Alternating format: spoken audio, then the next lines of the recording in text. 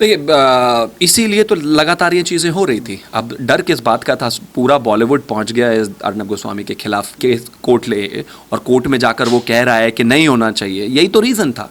आप सोचिए, भारती सिंह जिसको ये पूरा देश इतना प्यार करता है, करता तो रहेगा, अब करेगा या नहीं पता नहीं, लेकिन इतना तो है कि पूरा देश उसको उतना प्यार करता था, और आज ये सब कुछ सामने निकल कर आ रहा है। तो एक कैसी इमेज है, इसका मतलब ये है कि टॉप टू बॉटम, ऊपर से नीचे लेकर, चाहे महानायक नायक कोई भी हो और चाहे नीचे तक कोई भी हो, कोई भाईजान हो, कोई भी हो, सबका हाल यही है। कुल मिलाकर ये, मैं ये नहीं कह रहा हूं कि वो करते हैं, लेकिन मैं इतना जरूर कह रहा हूं कि ऊपर से नीचे तक सब ये मामला है। एनसीबी इसीलिए तो घुसी हुई है। कुछ लोगों को रिया के गिरफ्तार होने से इसीलिए इतनी परेशानी थी कि उनको लग रहा था कि ये तो बड़े दुख की बात हो गई, ये तो बड़ा नुकसान हो जाएगा, पूरी इंडस्ट्री कहीं ना कहीं जेल चली जाएगी। लेकिन यहाँ पर हमें जो देखने की ज़रूरत है वो ये कि आपको लगता है कि इसके अलावा अगर केंद्र में कोई और सरकार होती तो किसी भी एजेंसी की इतनी हिम्मत, इतनी औकात हो पाती कि वो बॉलीवुड के लोगों पर जाकर छापेमारी कर सकती है, उनको बुला सकती है, गिरफ्तारी के लिए कर सकती? नहीं कर सकती, क्योंकि सबके फ़ोन में बड़े बड़े नेताओं के फ़ोन नंबर सेव हैं और किसी की हिम्मत कोई उनके घर में घुस जाए। लेकिन इन कार्रवाइयों से आपको इतना तो साफ हो गया होगा कि चाहे कोई भी है, अगर गलत काम कर रहा है, कानून के अलग जाकर कर रहा है, कानून के विरोध में जाकर कर रहा है, कानून के खिलाफ कर रहा है और इलीगल काम कर रहा है, तो चाहे वो भारती सिंह हो, चाहे वो दीपिका हो, चाहे वो कोई भी हो, चाहे वो जो महिला थी पकड़ी गई थी सुशांत सिंह राजपूत में, रिया चक्रवर्ती, चाहे वो हो, चाहे वो उनके भाई हो, वो सबको जेल जाना पड़ेगा, इन्वेस्टिगेशन से गुजरना पड़ेगा। आप किसकी बेटी हैं, किसके बेटे हैं, आप कौन हैं, कितने रसूखदार हैं, कितने सेलिब्रिटी हैं, कितने बड़े आप हीरो हैं, इस बात से कोई फ़र्क पड़ता ही नहीं। फ़र्क इस बात से पड़ता है कि अगर आप ड्रग करते हैं, ड्रग के मामले में आपका नाम आया है, आपसे इन्वेस्टिगेशन होगी और इन्वेस्टिगेशन में अगर आप पकड़े गए तो माफ कीजिए, आपको जेल जाना पड़ेगा। और ये दम और ये मादा सिर्फ इसी सरकार में था, बाकी किसी सरकार में आपने कभी ऐसा देखा नहीं होगा। और शायद इस सरकार के बाद अगर कभी भी कोई सरकार बदली, जो कि 50 साल नहीं होने वाला है, लेकिन फिर भी अगर होगा तो आप देखेंगे कि फिर से चीज़ें वही होंगी। इस देश में कानून का राज होना चाहिए, इस देश में ईमानदारी का राज होना चाहिए। एक गरीब के बच्चे के घर अगर 1 ग्राम ड्रग्स पे वो सालों जेल जा सकता है, तो जो सेलिब्रिटी का स्टेटस एंजॉय करते हैं, पब्लिक एंजॉय करते हैं, अगर वो गलत काम करते हैं तो उनको भी सजा उतनी ही कठोर मिलनी चाहिए, और जो कि इस सरकार ने इंश्योर किया है। अच्छा, आपको एक बात और याद होगी, भारती सिंह की टीम के साथी ने द कपिल शर्मा शो में अर्नब गोस्वामी का एक प्रोग्राम बनाया और उसमें मजाक उड़ाया, और आज उन्हीं के ग्रुप से जो इस मामला निकल कर सामने आया है। हाँ, इसे तो बस आप कुछ ऐसा कर लीजिए कि उन्होंने जो वो प्रोग्राम बनाया होगा वो भी ड्रग पी के ही बनाया होगा। आज उनके सामने जैसी करनी वैसी भरनी, तो karma comes back and it hits you very hard. So important चीज़ ये है कि उनको मजाक करने में अच्छा लगा होगा, लेकिन आज उन्हीं के ग्रुप के लोगों के घर से ड्रग अभी तक की रिपोर्ट्स के हिसाब से तो आ चुका है। बहुत बड़ी बात नहीं है, थोड़ी देर बाद जब तक आप इस वीडियो को डाल रहे होंगे, अब से थोड़ी बहुत देर में वो लोग गिरफ्तार भी हो चुके होंगे।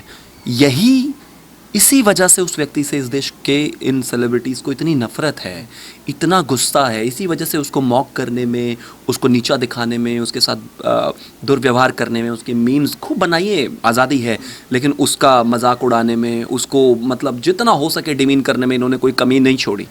लेकिन जब आप जो गलत काम कर रहे हो और वो जनता के सामने आ गया तो अब तो कुछ छुप नहीं सकता ना।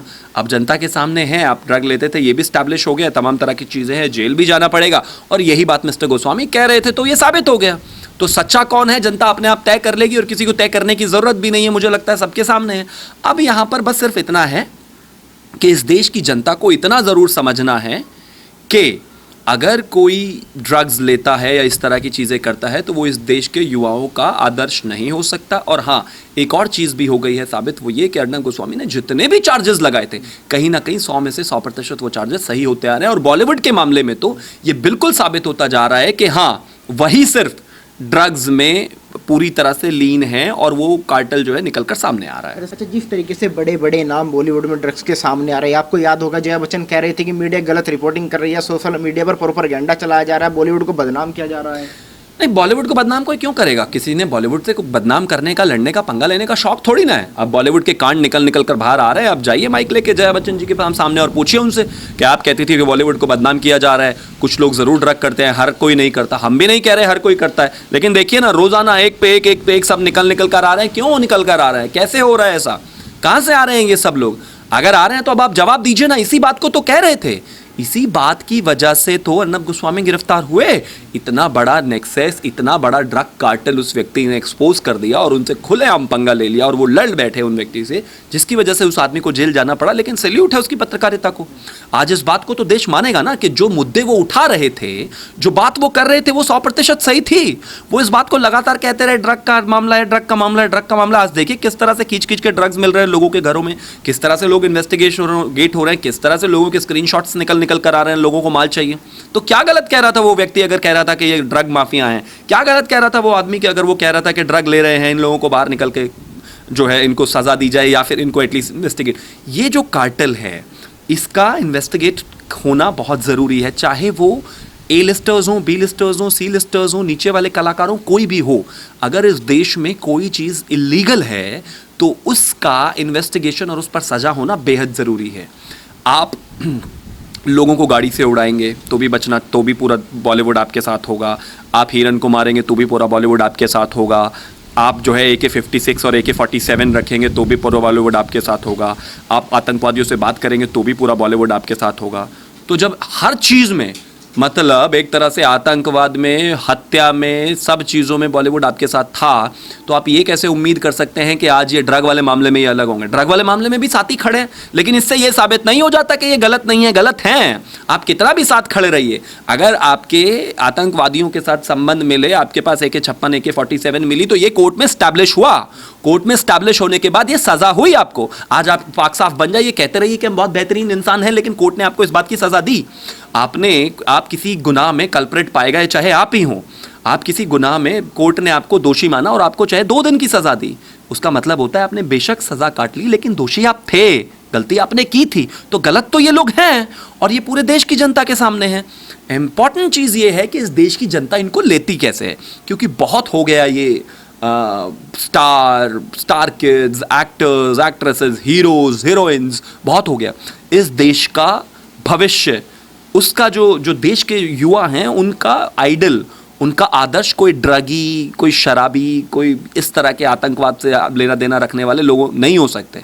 आपके आइडल्स हो सकते हैं विवेकानंद, आपके आइडल्स हो सकते हैं अब्दुल कलाम, आपके आइडल किसी पॉलिटिकल पार्टी के विपरीत विचारधारा के व्यक्ति भी हो सकते हैं जिन्होंने एक अच्छा सामाजिक जीवन दिया हो, कोई समाज सेवी भी हो सकते हैं। लेकिन इस देश के युवा का आइडल एक ड्रगी तो नहीं हो सकता, एक मर्डरर तो नहीं हो सकता, एक हिरन को मारने वाला तो नहीं हो सकता, एक शराब मतलब ड्रग पीने वाले तो बिल्कुल नहीं हो सकते।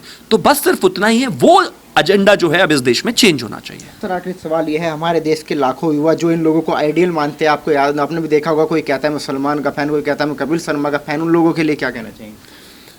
यार देखिए, मैं सिर्फ इतना कहना चाहता हूँ, आप फ़ैन किसके होना चाहते हैं ये आपका निजी मामला है, मुझे इसमें कोई परेशानी नहीं है, बिल्कुल भी नहीं है। लेकिन मैं बस सिर्फ इतना कहना चाहता हूँ कि कल आपके बच्चे या फिर आपके पिता भी ड्रग्स अगर लेते होंगे तो क्या आप उनके फ़ैन बनेंगे? नहीं बन सकते ना। आप एक व्यक्ति जो खड़े होकर किसी को गोली मार दे, शराब पी के किसी के ऊपर गाड़ी चढ़ा दे, आप उसके फ़ैन बनना चाहेंगे? नहीं बनना चाहेंगे। एक व्यक्ति जो सुबह उठकर ड्रग करता हो, चाहे कोई भी हो, XYZ, इसमें मैं किसी का नाम नहीं ले रहा, वो आपका आइडल नहीं हो सकता। आप क्या चाहते हैं? एक ड्रगी बनना चाहते हैं? जो अगर आप एक ड्रगी बनना चाहते हैं तो आपका आइडल ड्रगी हो सकता है। अगर आप हिरन मारना चाहते हैं तो आपका हिरन मारने वाला आइडल हो सकता है। लेकिन आप आतंकवादियों से संबंध रखना चाहते हैं तो आप AK-56, 47 रखना चाहते हैं तो आपका आइडल वो हो सकता है। लेकिन अगर आप ऐसा कुछ नहीं करना चाहते, जीवन में आगे बढ़ना चाहते हो, लाइफ में अच्छा करना चाहते हो, एक अच्छा एक्टर भी क्यों ना बनना चाहते हो, तो आपके आइडल्स ये नहीं कोई और हो सकते हैं। और इस देश ने आइडल्स की कोई कमी नहीं है। और इस देश में जो आइडल्स हुए उनको तो दुनिया भर में माना गया है। महात्मा गांधी से लेकर तमाम वो लोग हैं जिनको इस दुनिया ने माना है कि हाँ, उन्होंने इस पूरी दुनिया में एक बहुत बड़ा चेंज दिया है। विवेकानंद को माना है जिन्होंने इस दुनिया में बहुत बड़ा चेंज दिया है। अब्दुल कलाम को माना है। ऐसे 1000 एग्जाम्पल्स हमारे देश में हैं। लेकिन आज के समाज को यह तय करना है कि उनको कहाँ जाना है और उसी के हिसाब से उनको आइडल्स चुनने हैं। और अगर उनको आइडल्स चुनने हैं तो मैं आशा करता हूँ कि आने वाले समय में धीरे धीरे अपने आप चीज़ें चेंज होंगी, और वो हुई है, जो कि इस देश के लिए एक बेहतर साइन है।